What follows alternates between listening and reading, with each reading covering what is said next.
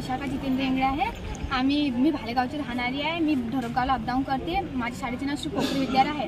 आमच्या पाठवर भालेगाव ते श्री कोकरी विद्यालयापर्यंतचा प्रवास आहे लिहिलेला, पण आम्हाला ते ढोरगावपर्यंत सोडून देते आणि कंडक्टर आम्हाला बोलतात की तुम्ही क्लास बंद करतो, असं धमकी देत राहता आम्हाला।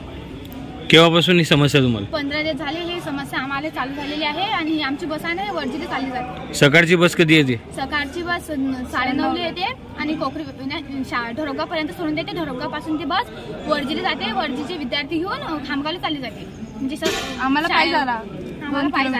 आणि सायंकाळची काय समस्या आहे तुमची? संध्याकाळी येतच नाही बस। म्हणजे 5चा टाइम आहे, पण ते 7 ला येते आणि म्हणजे आम्ही 6 किलोमीटर मग पायदल येतो। माझे नाव राणी ऋतू सपकाळ आहे। आम्ही ढोरगावला शाळेत जातो। आमच्या शाळेचे नाव श्री कोकरी विद्यालय आहे।